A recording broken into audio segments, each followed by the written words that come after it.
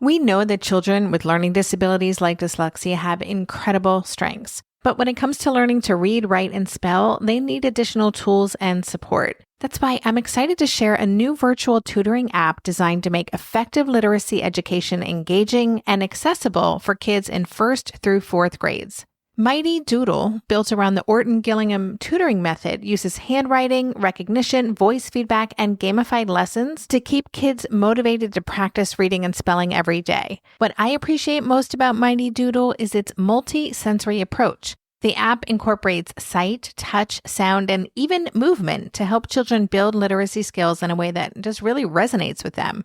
If you've been searching for tools that support kids with dyslexia or other learning challenges, Mighty Doodle could be the answer. Research shows it's not only improving literacy skills, but it's also boosting kids' confidence, resilience, and even standardized test scores.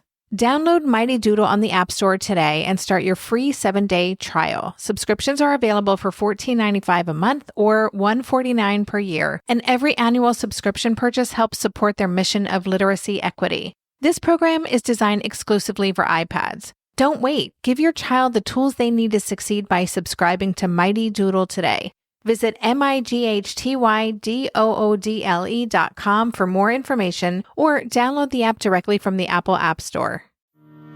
Hey there, it's Debbie. I've decided to do something different over this winter holiday. So rather than release some replay episodes, I'm gifting some bonus conversations that have never been made available to anyone outside of my Differently Wired Club before. These are just too powerful not to share. I consider each of them to be such an important and thoughtful masterclass with thought leaders whose work and wisdom has a profound impact on the world. So today's episode features an extraordinary conversation with Jonathan Mooney.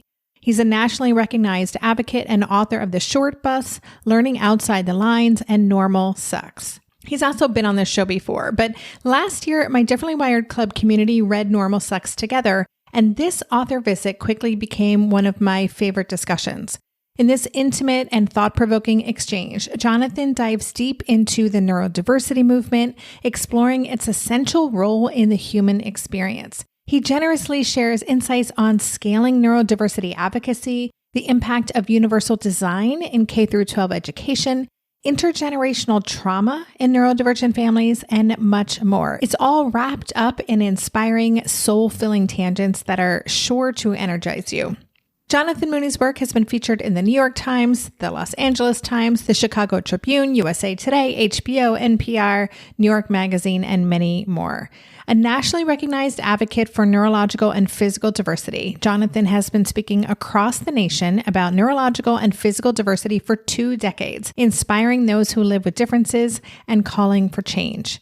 So these author and expert visits have a different vibe than my typical podcast interviews because the format and the length is less structured. And I host these special conversations every month as part of my Differently Wired Club community. So if you enjoy this conversation and want more like it, definitely consider joining us. You can learn more and join anytime by going to tiltparenting.com/club. So now here is my fabulous conversation with Jonathan Mooney. Enjoy. Okay. This is my official welcome if you're watching this on the recording. This is our much anticipated visit with Jonathan Mooney for the Differently Wired Club. And yeah, I'm really excited to get into this. We have a number of people who are going to be joining us, and we read your book, Normal Sucks, last spring, I think, late winter. And it was one of the most discussed in our discussion board of all the books that we've read over the past few years.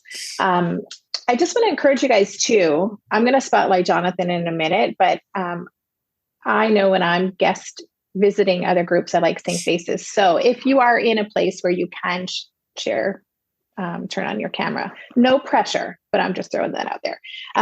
But let me start by reading Jonathan's bio, and then we'll dive in. Okay. And the chat is open. That's your place to, thanks, Natasha. No pressure, but that's your place to ask questions as they come up. Okay. So Jonathan Mooney's work has been featured in the New York Times, the Los Angeles Times, the Chicago Tribune, USA Today, HBO, NPR, ABC News, New York Magazine, the Washington Post, and the Boston Globe. a nationally recognized advocate for neurological and physical diversity. He's been speaking across the nation about neurological and physical diversity for 2 decades, inspiring those who live with differences and calling for change. He has published 3 books: The Short Bus, Learning Outside the Lines, and Normal Sucks. Is there another book that we should know about? Where are you in your book writing journey? Oh, I can't talk. If you want to see me cry on the call, I can tell. So I'll save that for a dramatic end to our call. Okay. the crying part. But okay. Yeah. Perfect. Yeah. Okay. I'm curious to know. I mean, Debbie, your book is so powerful. Yeah. Debbie, don't ask writers about their next book. Well, okay. All right. I'm making a note. I get asked all the time, but it's true. It's not a good question. And do you cry? Okay. Do you cry when you're asked? I do not cry, but it does create a little bit of anxiety for sure. Yeah. So yeah. Okay. We'll have to have a follow-up meeting about crying on the inside about writing. That'll be a separate call. Okay, go forth. Okay. Go forth. That sounds good. So I guess I really am curious to know how we've seen in this club, we talk a lot about how things have changed, the neurodiversity movement, and there seems to be this growing awareness. You're a huge part of that. I think the work that you do and the talks that you give are so powerful in helping kind of shift people's thinking and reframing neurodivergence. And I'm just wondering, kind of even to start, what have you noticed in recent years in terms of a deeper awareness and understanding, and maybe even embracing of neurodivergence? Yeah, right on. And let me go way back for a second. And Debbie, thank you for the opportunity to be a part of the wonderful community that you nurture, that you are a catalyst for. And I'm really honored and privileged to be hanging out with y'all today. So thank you. Your question was about the next book project in part, or the preface was, and your question is directly linked to that. So I am in the middle of trying to get my mind around the neurodiversity movement and write about the social consequences of what is a pretty profound and radical claim that there is no normal brain. The human experience is defined by neurodivergence and cognitive difference, and that claim has real profound consequences to our social systems, to our interpersonal relationships, to the way that we think about learning, working, living. And so I'm very much in the throes of trying to make sense of those consequences, to make sense of where we are as a social movement, what's been achieved, what are the setbacks, what's the progress. So, let me share a few things, and these are in no way fully formed ideas, hence the crying on the inside when I try to actually write the book, and often crying on the outside. The neurodivergence movement is so multifaceted and encompasses so many different cognitive and brain-based experiences that I'm hesitant at times to generalize and paint with a broad brush, but here it goes nonetheless. So first, it's been a seminal breakthrough for our community to claim and unite under the language of neurodivergence and neurodiversity. I think some of us who have been at it for a long time maybe lose sight of what a profound moment in advancing our cause that is and was. Just to give you a kind of personal anecdote around that. So my second book, The Short Bus, came out in 2009. And for that book, I drove all around the United States. The map you see behind me is actually the map I put up in my office in New York when I was writing to kind of remember the journey. And when that book came out, about a year afterwards, when I was done traveling around talking about it, I told my agent that I wanted to write a book about neurodiversity. And her response was, "What the hell is that?" like what is that? What are you talking about? Why would people read that? And that was like 2011. And so the idea that we can find common cause and find a common container for very different experiences like autism, anxiety, depression, learning, attention, etc., and build a broad coalition is profound progress. And so I encourage all of us who care about this work to claim neurodivergence, to hold the whole. And when I say whole, I mean the whole continuum of brain differences under that framework, and be advocates and champions for it. So that's progress. Now, the other side of the coin is, while we've gotten really good at talking it differently, and that's important because the way that the language we use informs how we think, which can inform how we act. But the acting differently for folks who learn differently, it is still lagging. I mean, to this day, every time I give a talk, and I've spoken in all 50 states like 5 times each, there's some kid who comes up and says, I feel stupid, crazy, lazy. I feel deficient because of a brain difference. That's a real thing. So we've gotten good at like telling kids they're all special snowflakes, like we're all different. We're all special snowflakes. And then the bell rings and it turns into, sit your special snowflake ass down and kind of learn the way that the standardized system tells us to learn. Now, again, that's a broad generalization. Are there pockets of real transformation in learning and working and living? Of course there are. Have those gone to scale yet? No. And that's our challenge. Yeah. Wow. You are so speaking our language. These are the things that we kind of nerd out on our office hour calls, where we just kind of talk about this, all of the complexities of this. And even the timeline, I think of when I launched Tilt Parenting, it was like 2016. And I used that like differently wired, because even then neurodiversity was very much really just about autism at that time.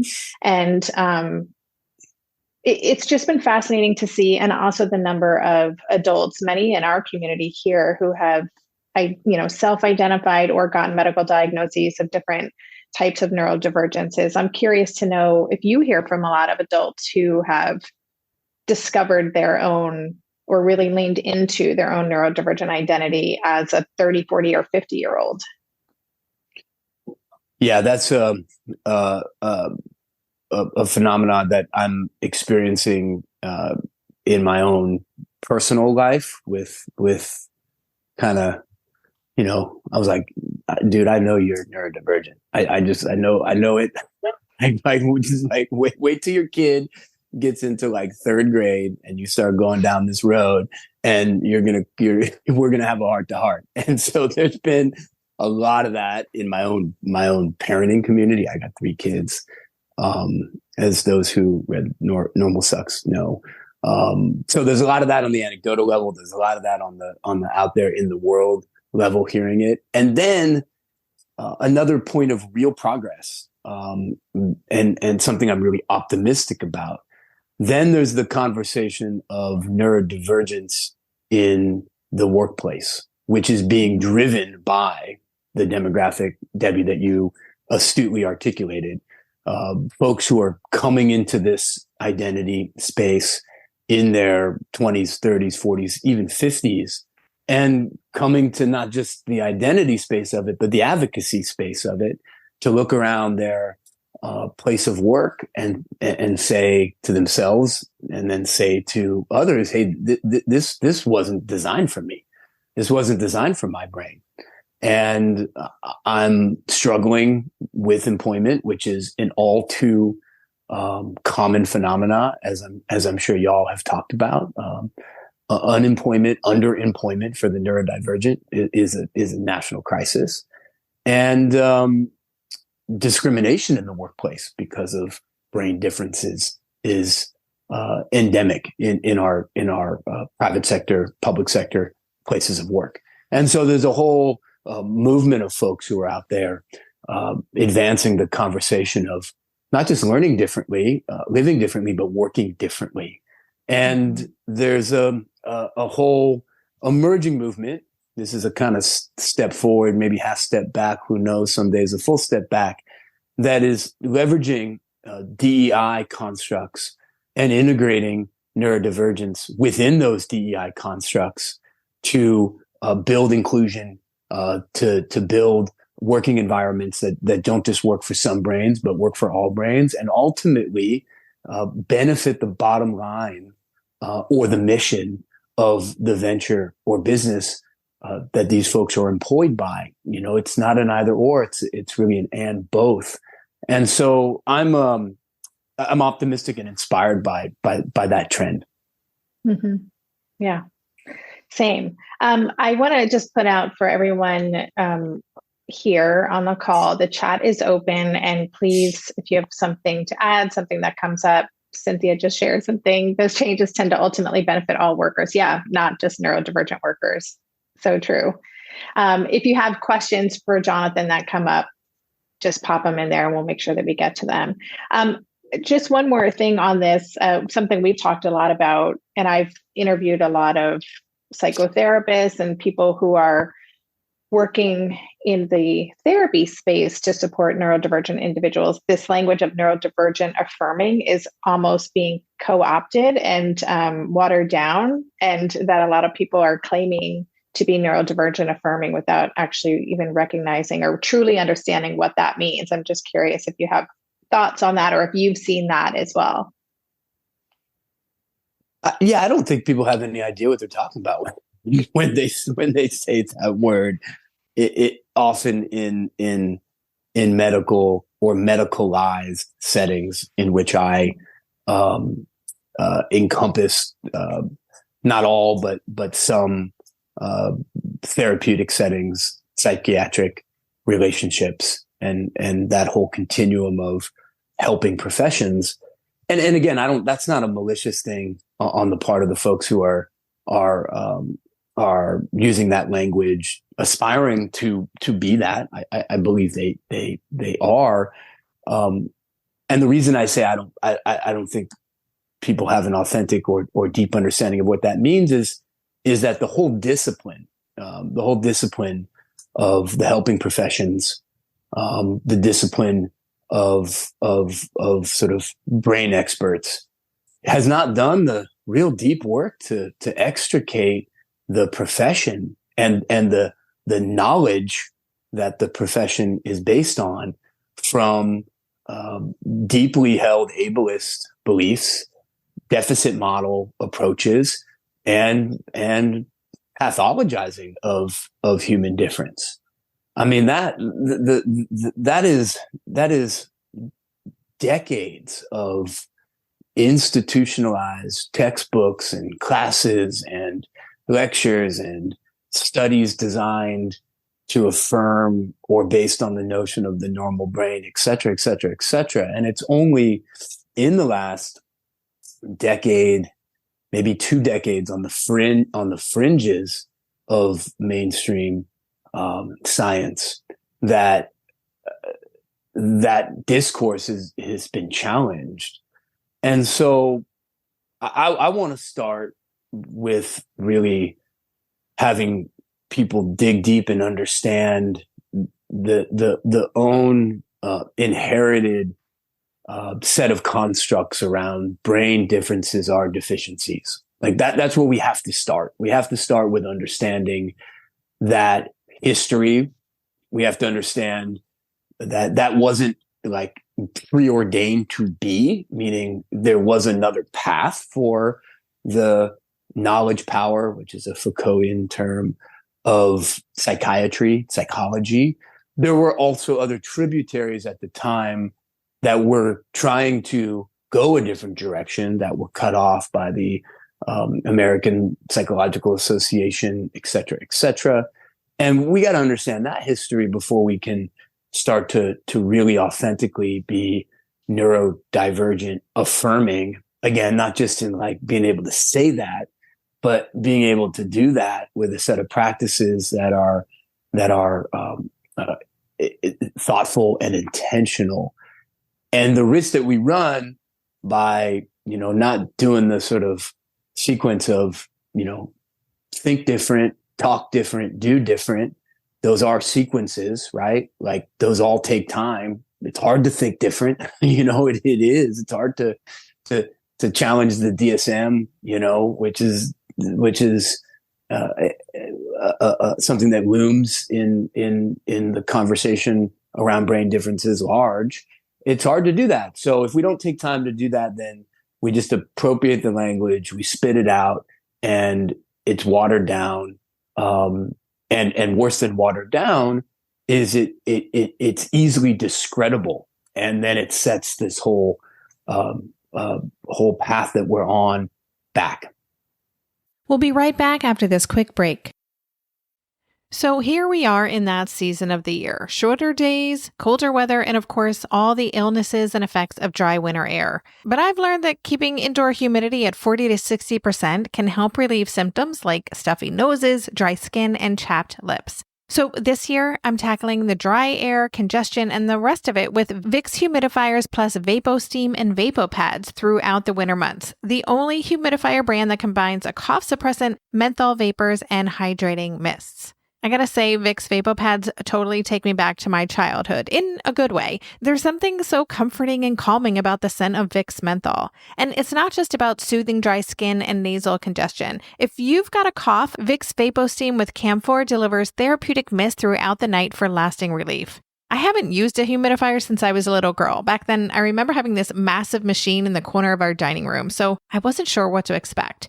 But the Vicks Cool Relief Humidifier is super easy to use, and it doesn't require much attention at all. Just fill it up when it's empty and replace the VapoPads as needed.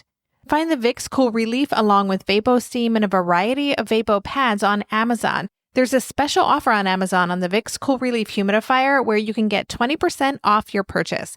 Just go to Amazon.com and search Vicks VUL600 Cool Relief Humidifier. It has a blue tank with white in the center. Be sure to click the coupon to get the discount. You'll need this for wintertime comfort.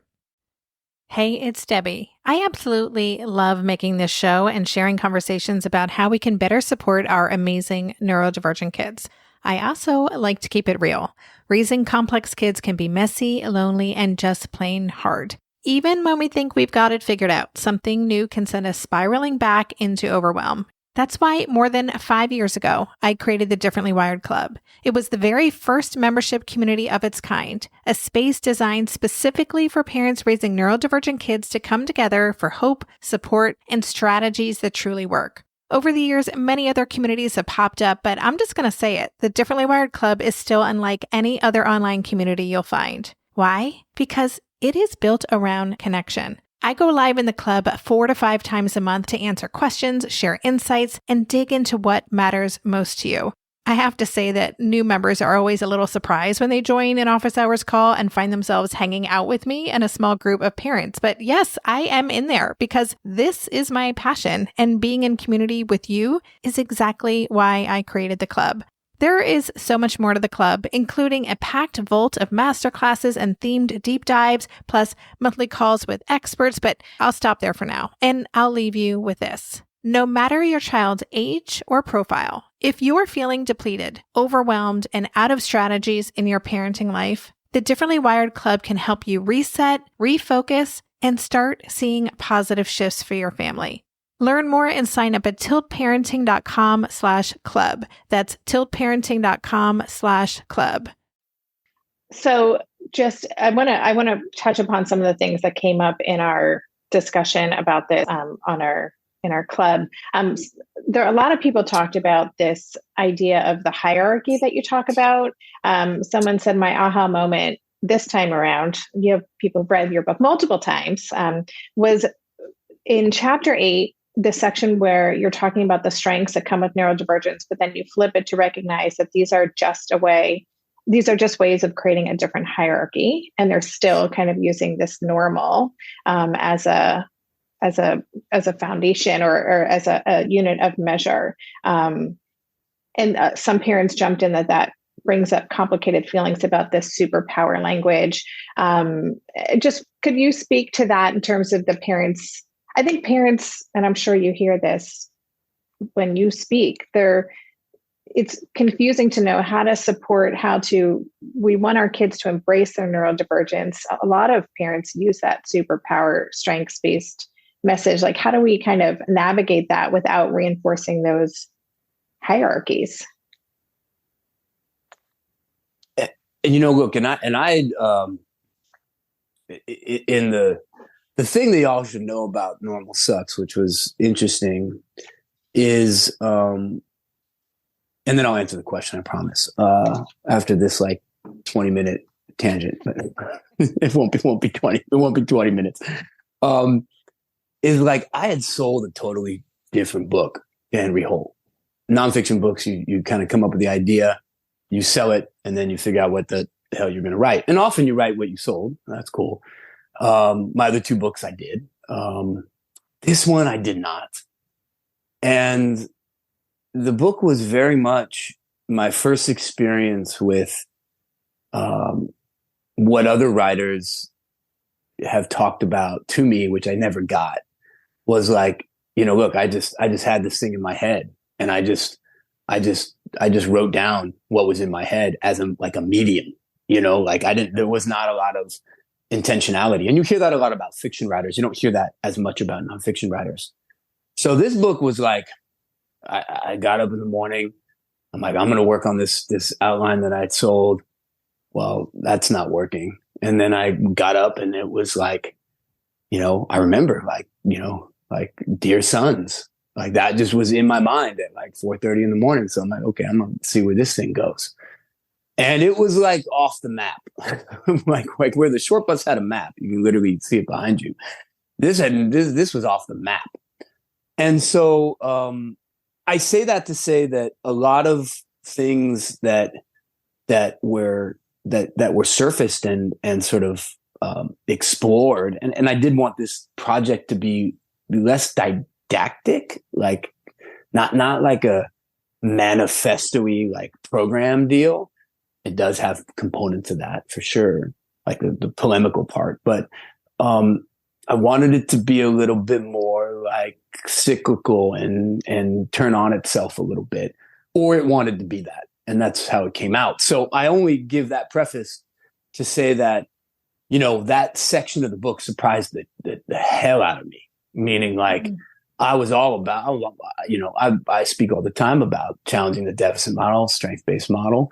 I'm all for the superpower work. The dyslexic advantage folks are rad. They're all rad.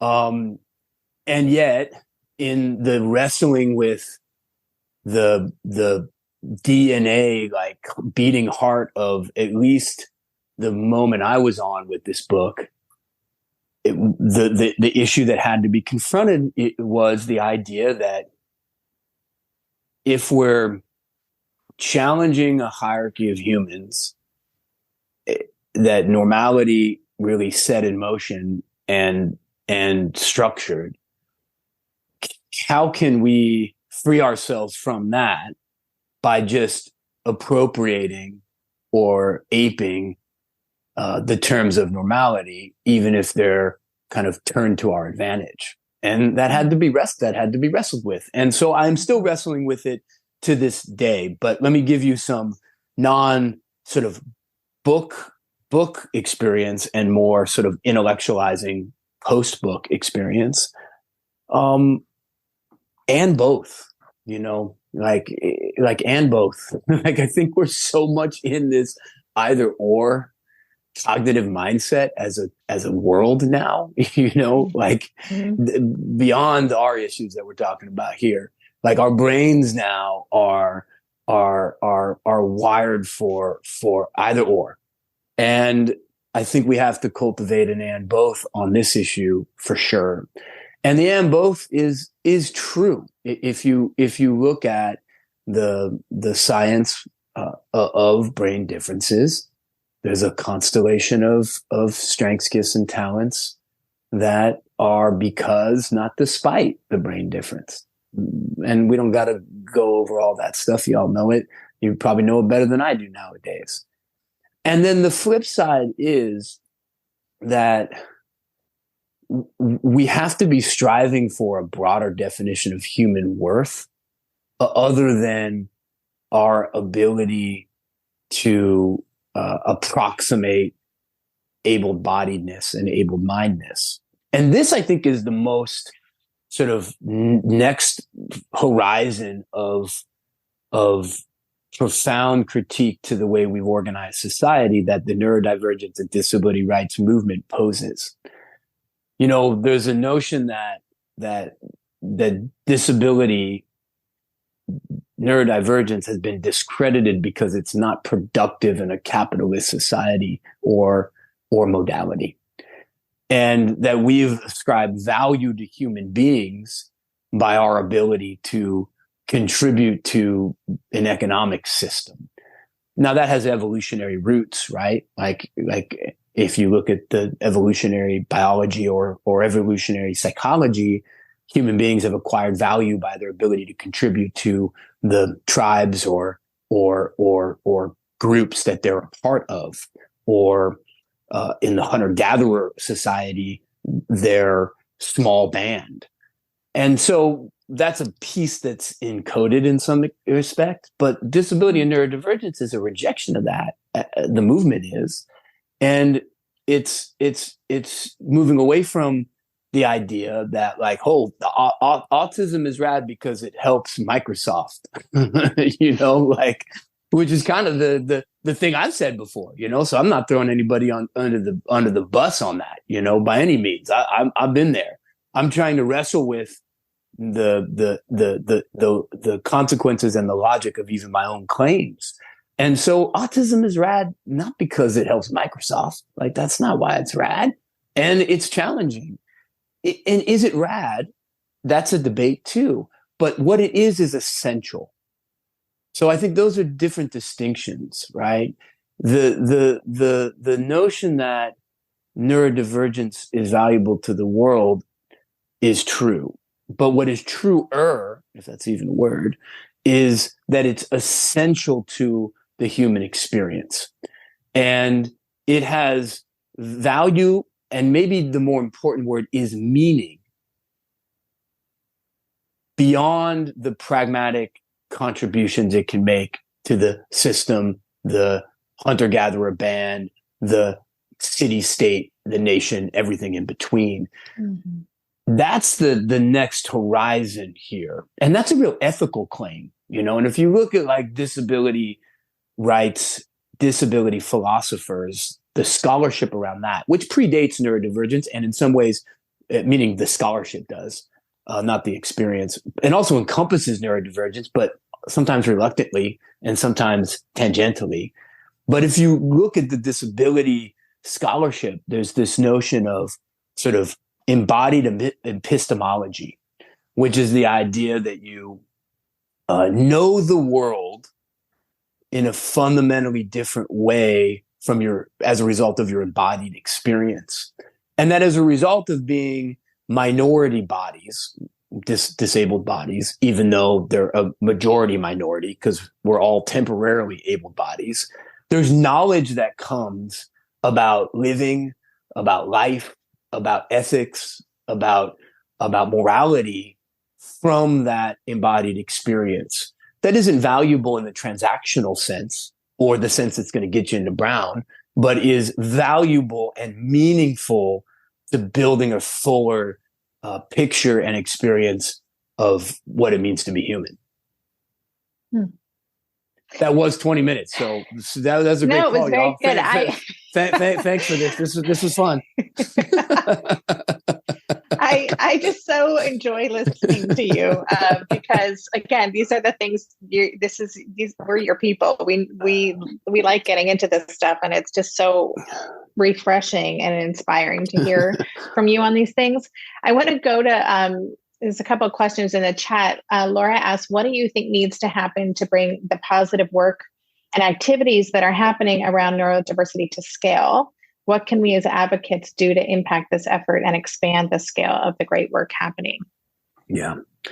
I just want to note it that I switched from coffee to water. So I'm going to be, I'm going to be, I don't know what I'm going to be, but I'll be maybe less tangential is the goal. So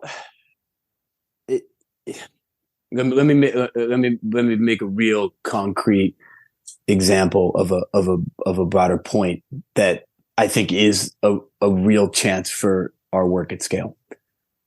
So I went to school, Brown,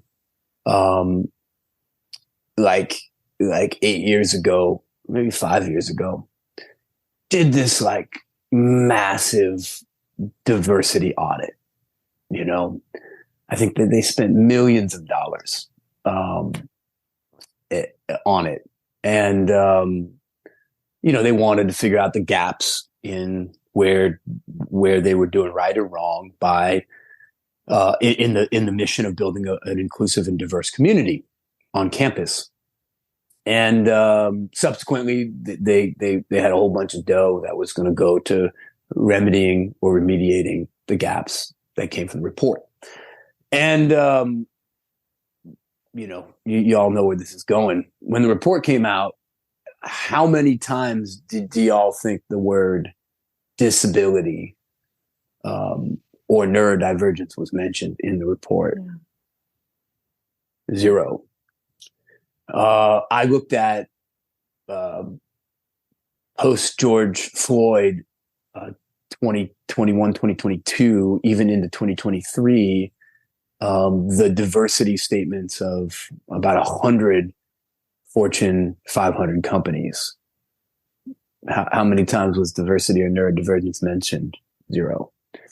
So there's an organized construct. There's institutional momentum. Now we can talk about whether or not there's backlash to that, which there is, and whether that's going to be set back. But nonetheless, there's an infrastructure that's talking about building more diverse, equitable, and inclusive environments. And our work as advocates is to advocate for the inclusion of disability and neurodivergence within that work. And that has consequences to it. It really does. These systems are mapping resources to it. And when different brains and bodies are excluded from it, it perpetuates the notion that these are not differences, but deficiencies. And that's a path to start scaling some of the bright spots, the places of innovation. Second thing I'll say, and this goes back to our catalytic question, first question about what's cool that's going on, what's progress. Universal design has gotten a tremendous amount of uptake at the systems level in K-12 education. I remember hanging out with the CAST folks in like 1999, 2000, where nobody knew what the hell universal design was. An organization that gave me an award called the LD Access Foundation that was based in New York City, and was one of the first funders of Eye to Eye, funded CAST back in like 1996 to create universal design.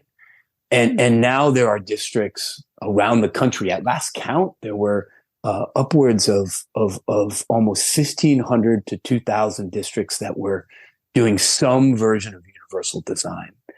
And that's real progress. And that's a framework. It's a set of language that is getting uptake. And anytime you see that, I think that's something to get behind, advocate for, and support.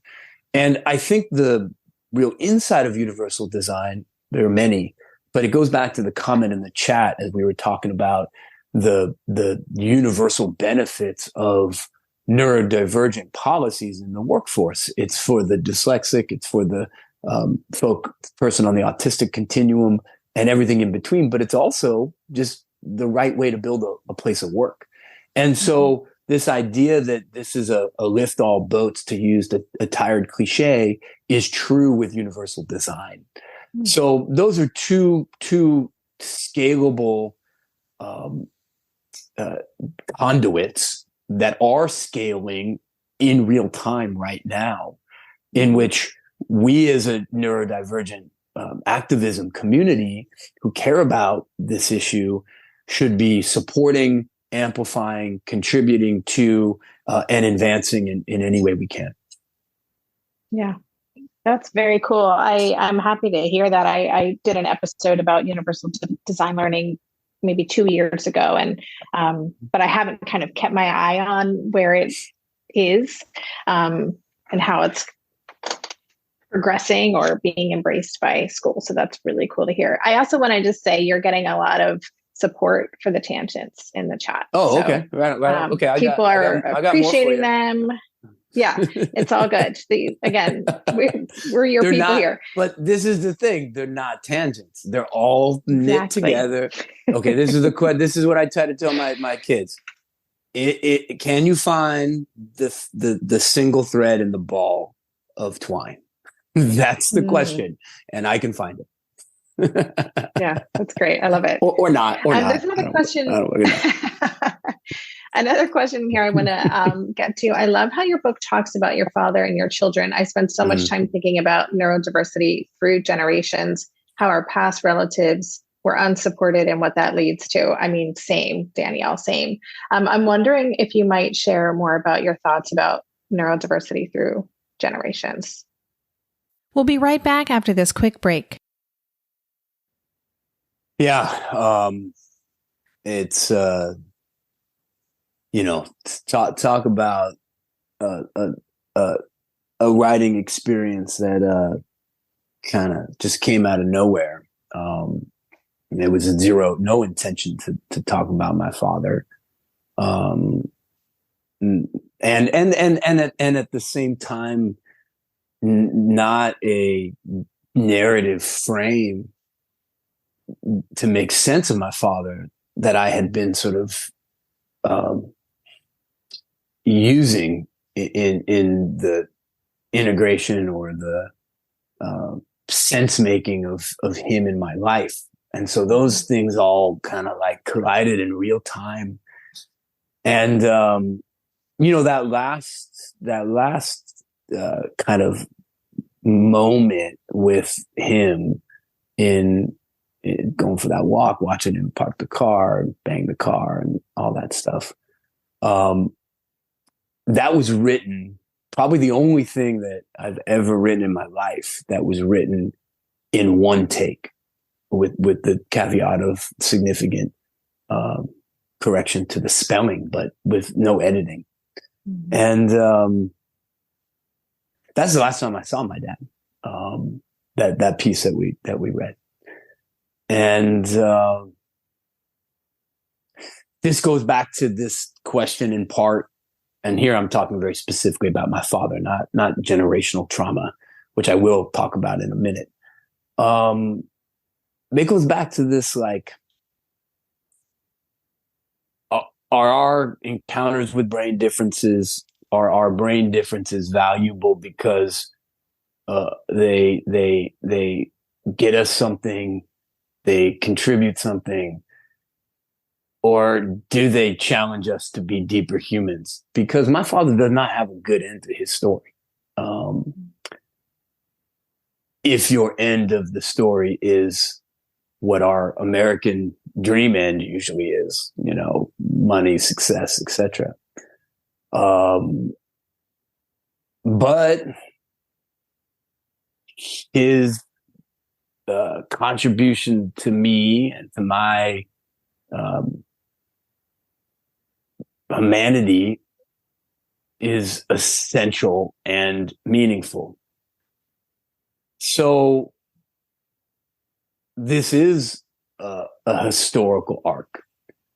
I use that term, and I think it's appropriate that we, as a neurodivergent community, draw from scholarship, healing traditions, and language that other communities have used. So that notion of a generational trauma is real, is real. I mean, my father had his, left hand tied behind his back by Catholic school teachers. He had his ears taped to his head because they stuck out too much. And it just, that continues, meaning those moments of real trauma in his life that then imprint. And we know enough about epigenetics, the interaction between environment and genes, what gets turned off, what gets turned on, that becomes inheritable. And then you layer onto it the clear hereditary nature of neurodivergence, not always, but often. And we have a generational cycle.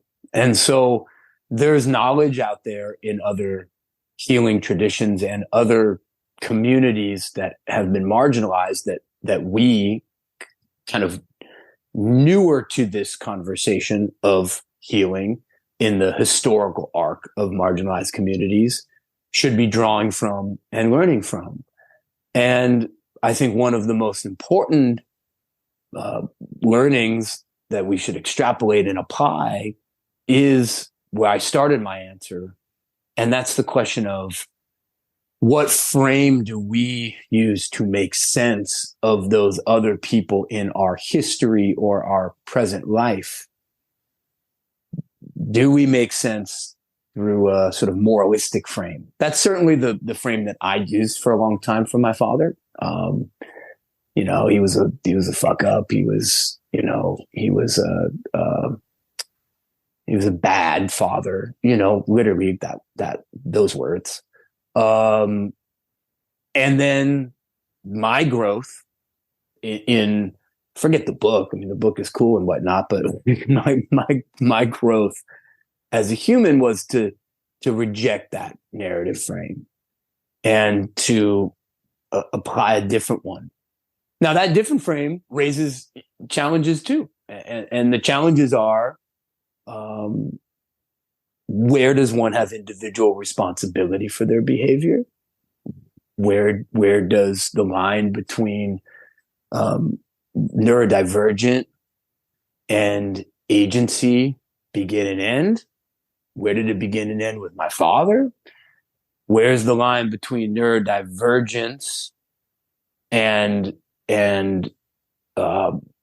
mental illness? Are those the same line and different spots on it? And addiction, are those the same lines, different lines, intersecting lines? I don't know, y'all, but I can tell you it was progress for me personally to reject that moralistic frame, to reject a pathology frame, which is my father is sick, and then to adopt a neurodivergent historical trauma frame, which in some ways encompasses pieces of those other stories, but broadens the potential of how to make sense of the human beings in our life.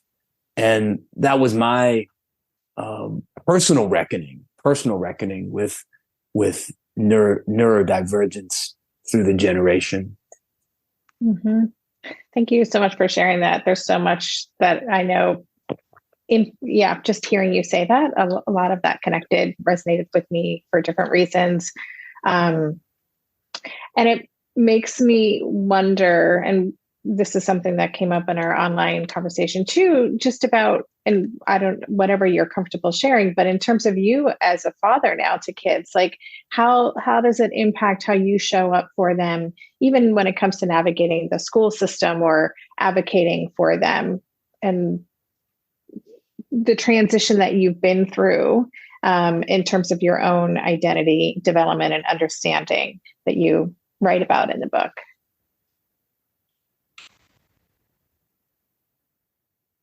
I think that the macro biggest challenge that I face as a parent, there are a whole bunch of micro things, but the biggest one is being cognizant of my notions of a successful life, which have been deeply informed by being not successful for a long time in my childhood and adolescence, and wanting so much that recognition to the gold stars, to kind of heal and feel okay in the world. And then even being in my own life on a treadmill of, sort of hedonic treadmill, which is a term from sort of well-being science, where we're trying to get something that we think is going to make us better, feel better. And it does, but it dissipates and you just keep at it. And, traditional academic success was that perceived panacea for me. And that's important for me to be honest about, and also to be empathetic about for others, because I get it. I understand that if you've been shut out of X, you think X is the thing that's going to make you a valuable human being. And so a lot of my writing has been a almost like sort of personal diary of wrestling with different chapters of that and of that story. And so like learning outside the lines, written when I was at Brown as a transfer student, was very much about, there were pieces of it that were critiquing the whole system, but was very much about like, how do you succeed in this system? And running parallel to the writing of the book, that's what I was doing, sold the book. I was an undergraduate, took time off, succeeding at the highest level that you could imagine. And then the short bus was the journey of like, what happens when that's not enough? What's up when like you were finalist for a Rhodes Scholarship, you're a Truman Scholar, you had a 4.0 at Brown, your first book came out when you were 23 years old, a month after you graduated, and you still feel like that little kid hiding in the bathroom. Well, what do you do now? Well, now you go back to the source of that, the short bus for me, metaphorically. You listen to people who have navigated life lived differently and try to learn from them. And then Normal Sucks is the reckoning with, what was underneath all those stories, which is the notion of the good human, the right human is normal. And if you're not, you're deficient in less than as a human being. And so to go to your question about parenting, I still have pieces of that, old story of like success is X. And, I got a 16-year-old junior in high school now.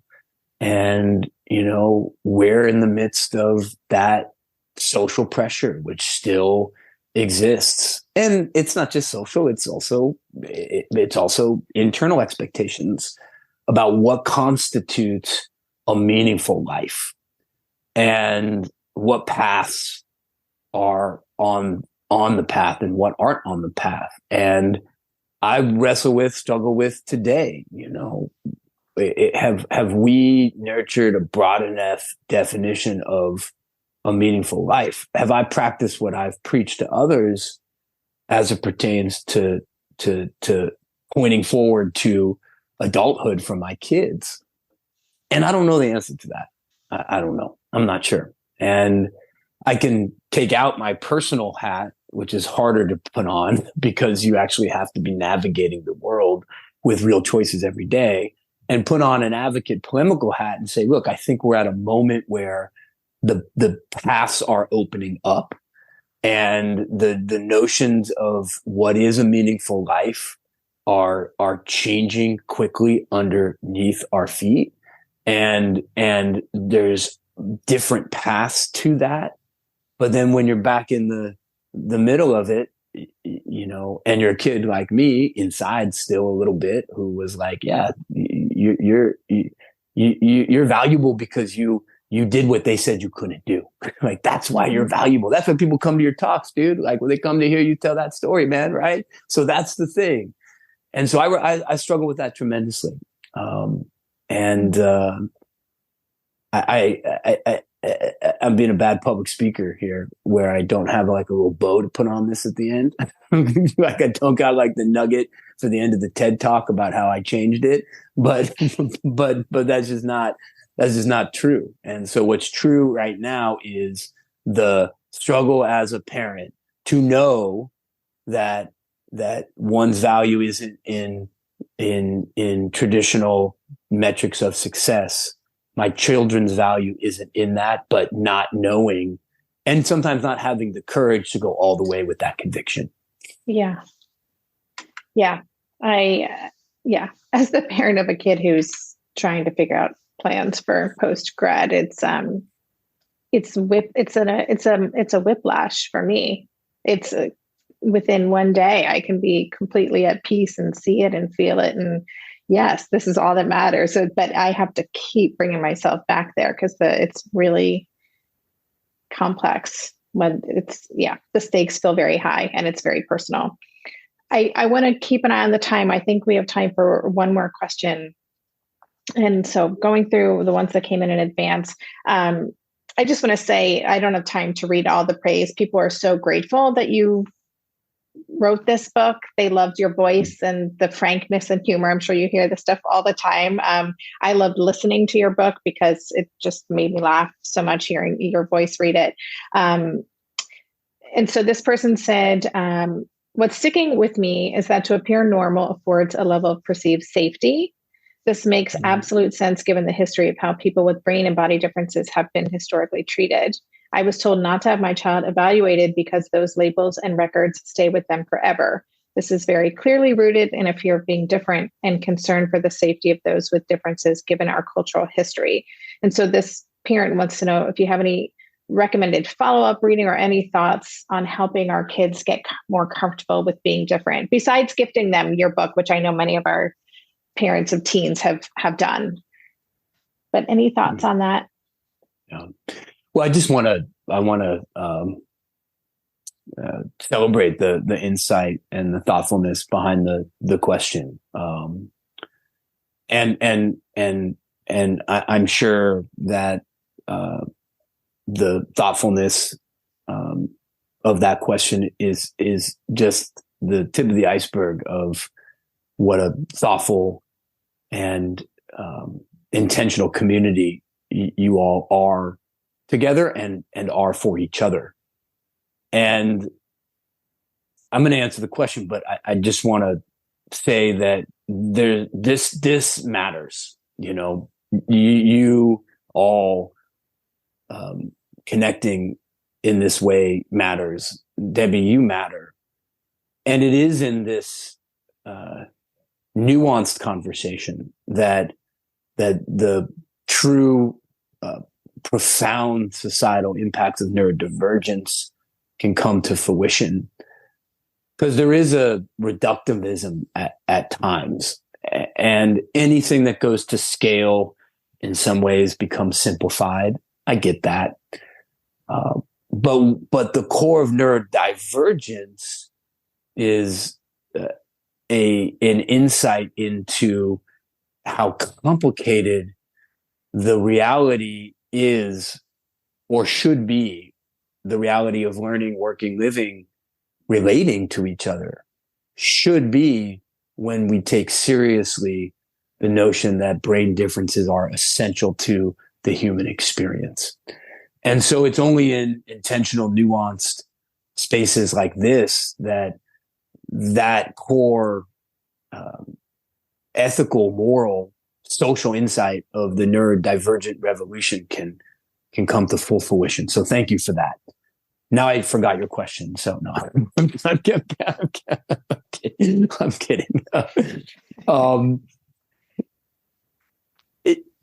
Couple of things, we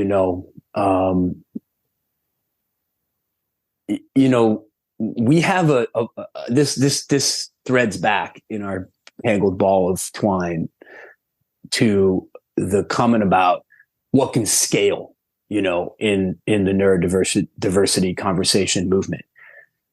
And one of the things that can scale is our reframing of diagnosis, And I hear the advice that you got.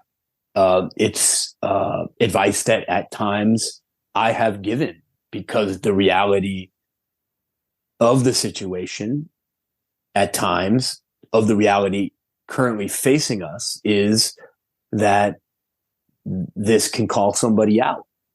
This story about themselves can be picked up by others and misused. But diagnosis is a chance for deeper understanding. And we can contest what story diagnoses tell or don't tell. The notion of diagnose, it has Greek and Latin roots to just mean to understand. It's been pathologized, and it's been interpolated within a pathology discourse, but that's not what it's all about. And so there's a movement of psychologists, psychiatrists, who are authentically neurodivergent affirming, who have done the deep work of extricating themselves from the pathology model exclusively and broadening it, and are telling a different story. So one of the things that we can do is, for our own children, seek that out. As a community, surface and share, so it's easier for others to seek out, because it's really hard to find. Like who's really doing neurodivergent based assessment and affirming assessment, so we can be conduits and catalysts to sharing that good work. And then as advocates, we can be going to the scalable systems of higher education, the professional associations, and advocating for the critical opportunity in a child's life, an adult's life, anyone who's going on this notion of diagnosis of oneself, to have a full story of what neurodivergence really means, that then they are equipped with to navigate their own life, the systems they find themselves in, and informs the story that they tell themselves. So that's one path on that.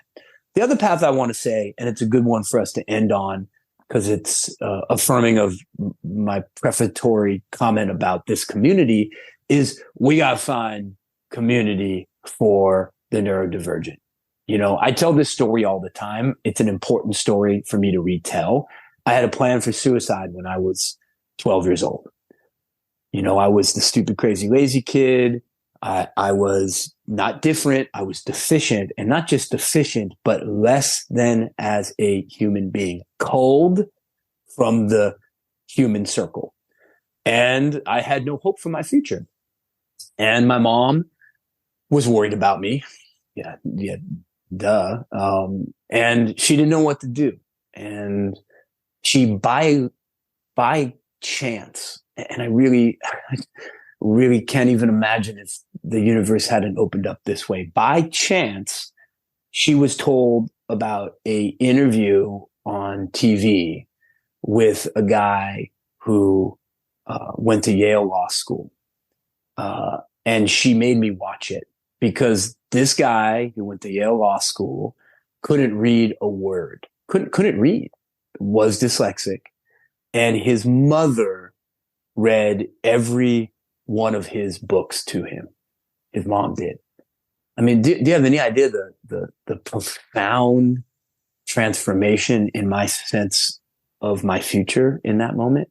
Now, look, it sucks to be the guy's mom. You know, I get it. You know, like that wasn't top of mind. You know, but it wasn't about Yale. It wasn't about law school. It was about a glimpse of community. You know, and so you know, Brown started this thing that took Brown students and mentored other kids. Moved to New York, raised money, hired Dave Flink, who's run Eye to Eye like a madman in the best possible sense, and built it as a national movement. That's one conduit to building community, but there are so many others. And if I look at one opportunity for us as we think about as a community is how do we take community building for the neurodivergent to scale? How do we do it in a way that is inclusive of the continuum of brain differences that are a part of the neurodivergent community? How do we honor those differences, but how do we hold the whole on a community of folks who learn, live, think differently, connect young people to that community? Because that's where ultimate transformation of one's sense of self, transformation of the story one tells oneself happens. Yeah. What a great note to end that on. Thank you. I know we're a few minutes over, but this has been such a meaningful conversation to me personally, but I know to everyone in our community. And I know a lot more folks are going to want to watch the recording. I want to just thank you so much for letting me pester you and get you in here to talk with us. And please keep us posted on what you're up to. You've got a big group of fans here who are happy to support anything that you're doing out in the world. Yeah, well, I so appreciate the opportunity to be with y'all today. You know, I do a lot of this stuff, and Debbie, our first interview and then today and everything you do is so thoughtful and intentional and nuanced and sophisticated. This is one of the best conversations I've participated in my almost 24 years now of doing this. And I'm just really grateful. Obviously, I'm grateful for the opportunity because it's fun to come and hang out with folks who will let me go on massive tangents and not tell me to sit still and come back. That's cool. Yeah, of course that is. But I'm more grateful for the work you do. I'm grateful for the parenting work that you all do, because that's social contribution to be parenting neurodivergent children who are going to go off into the world and contribute, not in pragmatic ways, maybe not, but contribute their difference to communities and spaces and challenge all of us to be better humans. I'm so grateful for you all and for your time today, and wish you all a wonderful holiday season. You've been listening to the Tilt Parenting Podcast. To learn more about the resources mentioned in this Parent Lean In episode, go to the extensive show notes page on tiltparenting.com. To submit a question for a future episode, just go to tiltparenting.com/leanin. That's tiltparenting.com/LEANIN. If you're looking for personal support from me and connection with the phenomenal community of parents raising neurodivergent kids, join us in the recently rebooted Differently Wired Club. The new Differently Wired Club can help you cultivate the positive shifts you're hoping for. Go to tiltparenting.com/club to learn more. The Tilt Parenting Podcast is hosted by me, Debbie Reber, author of Differently Wired and the founder of Tilt Parenting. To support this show, please join my Patreon campaign, where you can set up a small monthly contribution. Just go to patreon.com/tiltparenting to learn more. If you want to follow Tilt on social media, go to @tiltparenting on Instagram and Facebook. Lastly, please take a minute to leave a 5-star rating or review on Apple Podcasts or wherever you listen to podcasts. That helps this show stay visible so others can find it more easily. And that's all for this week. Stay safe, stay well, and take good care. And for more information about any of the parenting resources Tilt offers, visit tiltparenting.com.